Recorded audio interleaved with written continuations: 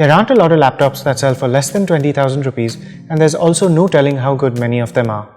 iBall sells a number of models at this price point and even lower, and we found some of them to be quite capable. The most exciting thing about them is that they open up new possibilities for people who never would have been able to afford a PC before.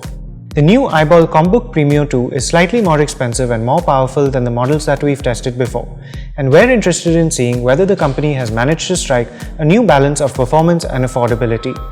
Before we continue, make sure to subscribe to our channel and click the bell icon to be notified of all our new videos.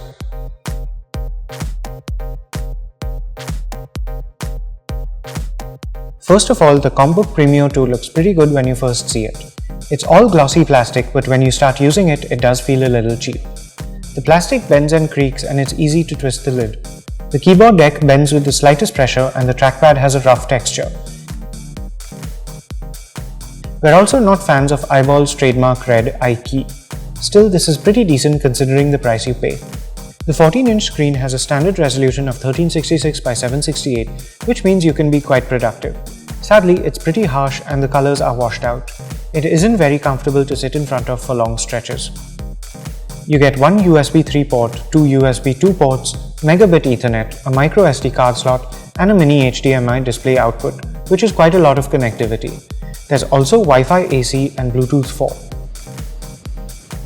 The Compbook Premio 2 is powered by an Intel Pentium N4200 processor, which has 4 cores and runs at up to 2.5 GHz. There's also 4 GB of RAM and 32 GB of internal storage. However, after running through the Windows setup process and downloading mandatory updates, we were left with just about 12 GB of usable space. There's a flap on the bottom and you can install a hard drive or SSD for more storage, but iBall warns that the laptop's battery might not be able to support USB devices and internal storage at the same time, which is a little worrying.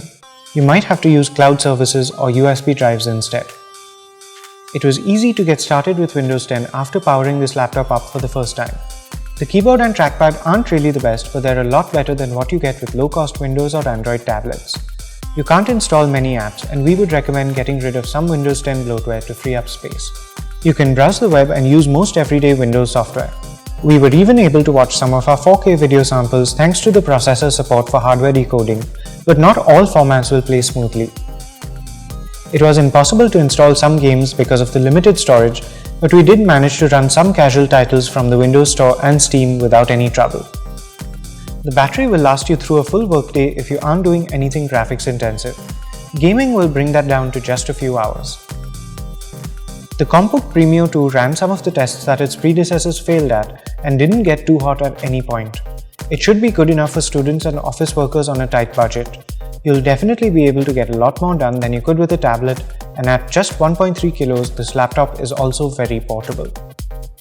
Long-term durability might be a question, and if you can afford to spend even 5,000 rupees more, you can get a lot better.